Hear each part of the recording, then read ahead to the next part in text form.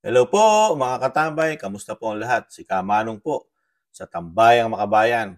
Nagkukomento po mga katambay. Ito po, komentuhan po natin ang isang media na sinasabi po na kamusta na? Ano na nangyari sa loob ng 2 taon po na panunungkulan ng pamahalaan natin sa pangunguna po ng ating presidente na si BBBM. Mga katambay, yung sinasabing bagong Pilipinas o bigong Pilipinas na bigo. Ito po, pakinggan na po natin ang balita at komentuhan po natin mga katambay. Magdadalawang taon na ang Administrasyong Marcos Jr. Pero kamusta na nga ba ang estado ng ekonomiya ng Pilipinas ngayon? Paano nito naapektuhan ang pamumuhay ng ordinaryong Pinoy? Nakatulong nga ba ito o mas lalo pang silang nalugmok sa kahirapan? Alamin ang sagot sa special report ni Sara Santos.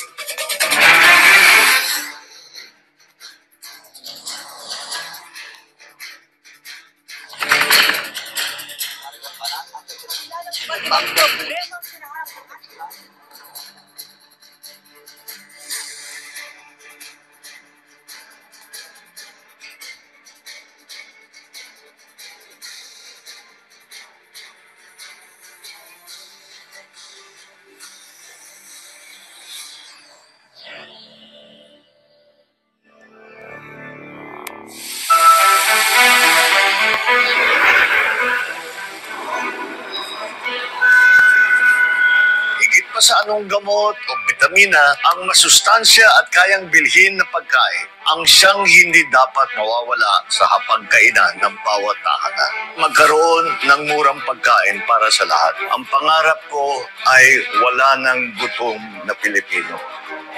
Matapos ang unang State of the Nation Address o SONA ni Pangulong Ferdinand Marcos Jr. noong ika-25 ng Hulyo 2022, inilatag ng Marcos administration ang 8-point socio-economic agenda nito upang matugunan ang mga pangunahing problema sa bansa.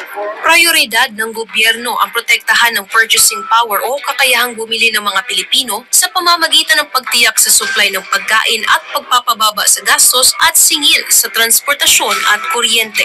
Ngunit nagawa nga ba ito ng kasalukuyang administrasyon? Kamusta na ang presyo ng bilihin ngayon? Kamusta na ang presyo ng bigas?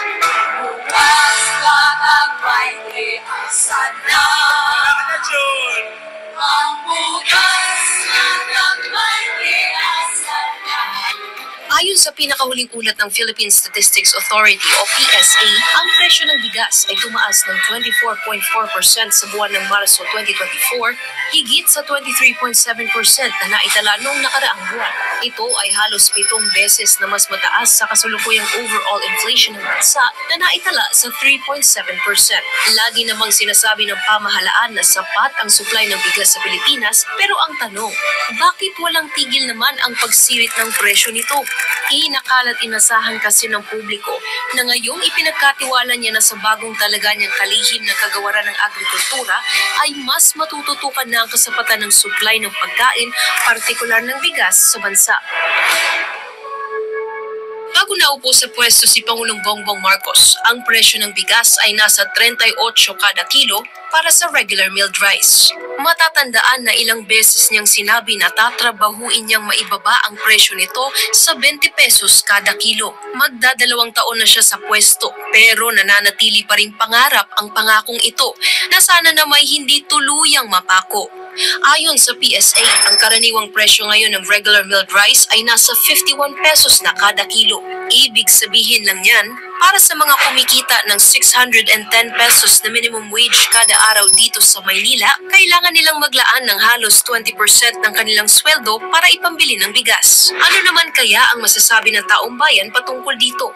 Mahal ba yun? Sobrang mahal na ng bigas talaga ngayon. Di ba yung pangako niya nasa 20, siguro hindi niya kaya. Mahirap mahal ang bigas eh. Kailangan magmura na sana. Ang sweldo namin, konti lang, tama lang sa pang-araw-araw. Ang hinahanap talaga namin sa araw-araw yung nakamura lang talaga sa mga bili. Kung lalagpas pa po sa 50, medyo ano na po yun eh, mabigat na po eh. Samantala, para kay Pangulong Bongbong Marcos, Ang tinitignan natin kung talaga bang bumababa ang presyo ng bigas at kung talaga bang umaabot ang supply ng bigas sa lahat ng ating mga mamamayan. Yan ang tunay na panukat kung talagang tama ang ating ginagawa. At nakikita naman natin sa resulta, pag-stabilize ng presyo ay sa price cap at sa pagtanggal ng price cap at sunod na dyan yung ating ibang mga estratehiya para tulungan ang ating mga farmer para naman hindi naman nalulugi. Tulad doon yung presidente natin ngayon, para malaman niya yung kailangan ng magsasaka, dapat di naman sa pag-ano, dapat pumapas siya sa bukid para makita yung mga kakakuha ng mga magsasaka rito. Samantala, sinabi ng PSA na asahan natin ang mataas na rice inflation hanggang Agosto. Hindi pa kasali dito ang presyo ng ibang mga bilihin tulad ng ulam, renta sa bahay, kuryente, tubig, pamasahe at iba pang gastusin. Ang tanong ng marami sa ating mga kababayan ngayon, paano pagkakasyahin ang sweldo gayong hindi naman ito nadaragdagan na sinasabayan pa ng pagsipa ng mga presyo ng pangunahing bilihin. Yan po mga katambay, nakakalungkot po. Pero ang ating pamahalaan talagang never o dagdadalawang taon na o 2 taon mga katambay, hindi pa rin natututukan. Yan lang po ang hiling ng ating mga kababayan. Tayo po, hiling po natin na sana man lang, tutukan, bago tutukan yung problema na sinasabing makakapag-ahon sa ating kahirapan, na sinasabi ng Pangulo, na kailangan niya magbiyahe, makakumbinse ng mga dayuhang mamumuhunan sa ating bansa. Dahil magdadalawang taon na po niyang ginawa, mga katambay, yung pagbibiyahe, di po ba? Sana naman, at hindi pa naman natin nararamdaman yung mga sinasabi niyang biyahe. Tutukan naman po sana. Dahil meron na po tayong comparison di ba? Dahil nung namuno po ang dating Pangulong Duterte, hindi po tumaas ang bigas kahit po nagkaroon ng pandemic. Di ba? Hindi na ganun nagsirit pataas ang bilihin natin. Lalo ang bigas na 38 lang nung palitan po ang dating Pangulong Duterte. 38 nung sila po pumalit ngayon. Yung bigas na pinakamura po ngayon na nabibili po ng ating mga kababayang middle class o sinasabing may hirap, nasa 58 na, pa 60. Paano po yung mga may kaya-kaya na ayaw nilang bilhin yun? Ang presyo pa rin ng bigas ay nasa 70 plus, 60 plus, mga katambay. Di po ba? Ibang-iba po. Tapos sasabihin po ng DA natin na sumasapat naman ang supply ng ating bigas at ang ating hindi tayo nagkukulang.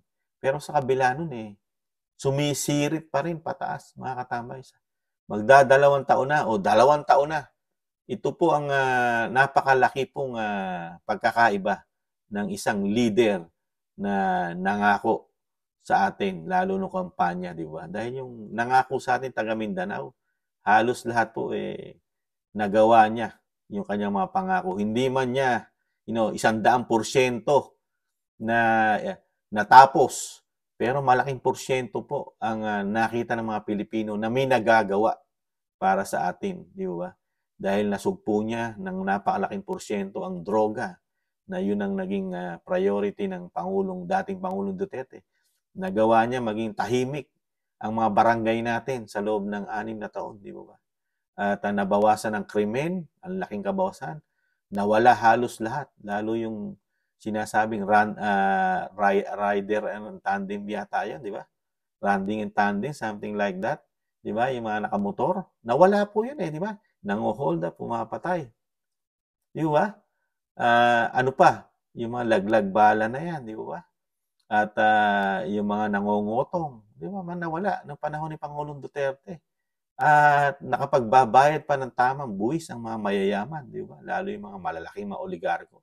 Nasisingil.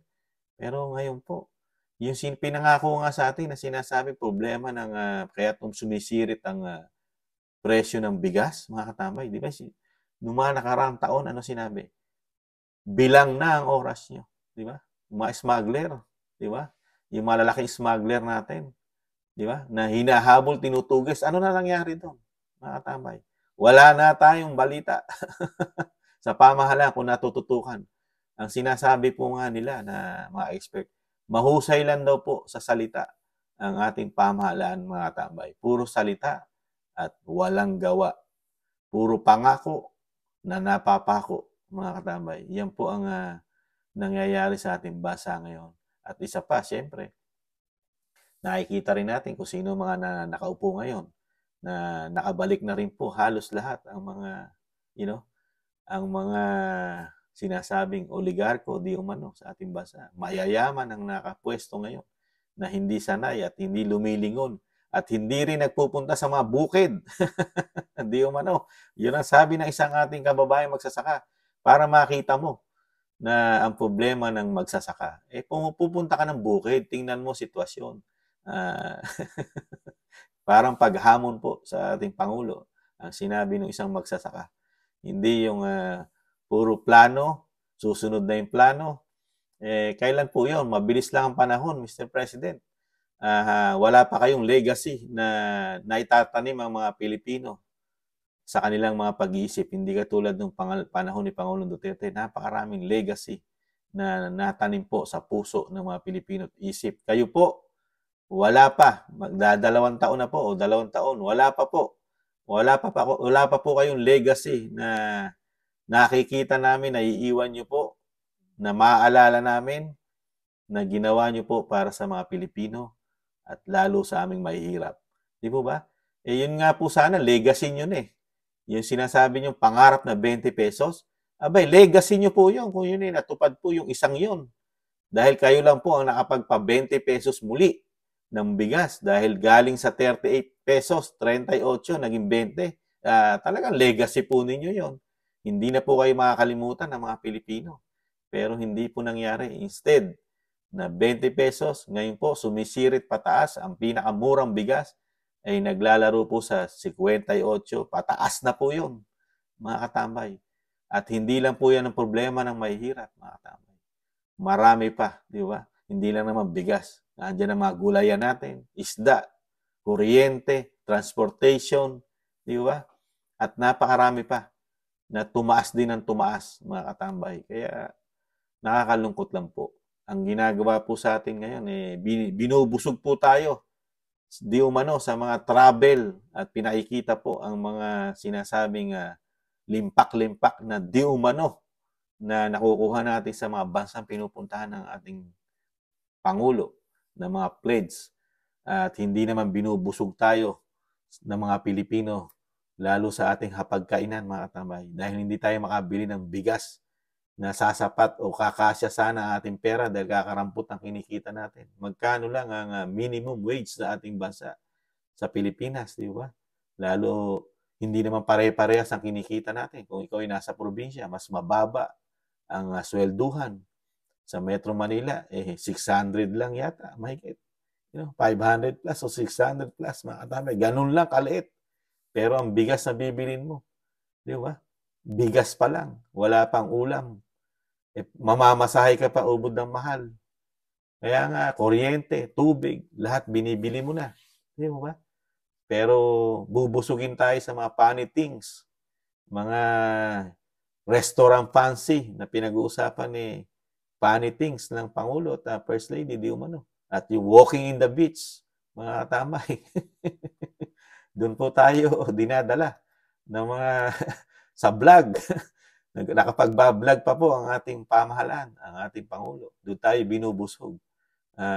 Yung mga problema natin, kailangan panuorin po natin yung kanilang napakagandang istorya ng kanilang, sweet na pagsasama at yung kanilang, pagmamahalan, di umano. Diyan po tayo makakuha ng hindi na tayo magugutom dahil pangarap po ng Pangulo na hindi na magutom ang mga Pilipino. Hindi po tayo magugutom sa vlog ng Pangulo na napakaganda po nangyayari sa First Family, di umano. Na pag pinanood po natin, talagang mabubusog ang ating mga mata. Dahil at ang ating mga tenga sa magagandang, sinasabi po ng First Family, di umano. Pero tayo pong mahihirap, Sinasabi nga, isang kahig, isang tuka pa rin. Ngayon po, wala na tayong makahig at wala na rin tayong matuka. Ganun po ang nangyayari sa atin ngayon, mga katambay. Kaya alam naman natin, pag lumataas po ang ganyang sitwasyon na napakataas ang bilihin, kawalan ng trabaho, ang mahihirap, karamihan, wag naman sana, kumakapit sa patalim. Kaya nadadagdagan pa ang problema ng ating pamahalaan dahil tumataas ang krimen. Di ba? Tapos ay naandyan pa ang droga. Napakaraming problema ng bansa. Korupsyon, naandyan. Naandyan pa mga terorista. At naandyan pa ang pinakamalaking tinututukan ng ating bansa. Imbis na ekonomiya ang ating tutukan, ang tinututukan po natin ngayon West Philippine Sea o China, South China Sea, na nagpiprepare po tayo. Talagang gumagastos po ang ating pamahalaan at nangungulekta at nangihingi ng pledge para dumami ang ating pandigma, mga katambay, panggera. Talagang pagka ganito po ang mangyayari sa ating bansa, wag naman sana, talagang ilulugmok tayo sa pinakamahirap na sitwasyon ng ating bansa. Wag naman sana mangyari na tayo sumuong sa gera. Yung ito nga hindi masolusyonan na pangarap na 20 pesos, tapos dadalin mo sa pinakamalaking worst na mangyayari sa ating bansa, ang gera. Mahirap maging matapang, mga katambay. Mahirap maging matapang kung wala ka naman pantapang at iaasa mo lang sa ibang bansa ang iyong tapang. Magising na tayo dyan. Dinagdag lang ni Kamanong. Dinagdag ko lang. Nandiyan ang Ukraine, Israel. Na wala rin nagagawa. Ang Amerika, dire-diretso pa rin at tumatagal ang gera. Sa atin, sasama ka pa ron. Kaya ito po, kahirapan po ito Kaya dinagdag ko lang yung gera dahil matinding kahirapan din ang gera, mga katambay. Kayo po, mga katambay, ano po sa tingin nyo? Malaki na po ba ang nagagawa ng ating Pangulo sa ating bansa? Marami na ba siyang nagagawa para resolbahin ang kahirapan ng ating bansa na yun po kasama sa kanyang pangako nung siya po nanliligaw sa atin na para maging Pangulo ng Pilipinas, na siya magtatrabaho, ibabango ng Pilipinas, wala na magugutom ng mga Pilipino.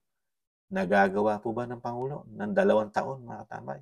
O nagagawa nilang di umano magpasasa sa kabangyaman dahil napakarami po natuklasan ng mga Pilipino, lalo po ng mga expert, lalo po ni SAS, ibalik tanaw lang natin ang korupsyon po na napakahabang panahon na ginagawa ng Senado at Kongreso, ng Kamara, ng mga extraordinary nila, mga confidential fund na kilalaki, travel fund na kilalaki, di ba? Na wala na rin pong pumutok na issue dyan. Dahil wala tayong aasahan sa media. Dahil nagpaputok din si Maharlika na ang media ay talagang nababayaran. Dahil mismo may audio na ang pamahalaan at ang mismong First Lady ang kumakausap sa media at dinidirect daw, di umano, kung ano ang gagawin doon sa gustong pabagsakin na sinasabing tinik sa administrasyon. Kaya wala rin tayo asahan sa media, di umano, mga katambay. Ang media ngayon, wala nakikitang kahirapan sa ating bansa. Sa totoo lang, wala sila nakikitang kahirapan at hindi nila nakikita ang presyo ng bigas, ang ating malaking media. Nakikita lang po ng mga vlogger ang kahirapan at pagtaas ng mga bilihin, kuryente, pamasahe ng katulad ni Kamanong. Si Kamanong nakikita ang problema ng bansa, pero sa media, nada, mga katambay. Ito po, mga katambay, ang nakakalungkot na magdadalawang taon na, ganito pa rin ang nangyayari sa ating bansa. Kahirapan, lalo sa bilihin, pagtaas ng pagsirit pataas. Pero mayayaman, sitting pretty, mga tambay. Lalo mga negosyante. Kayo po, mga tambay, ano po masasabi nyo dito sa balita na ating pinakinggan?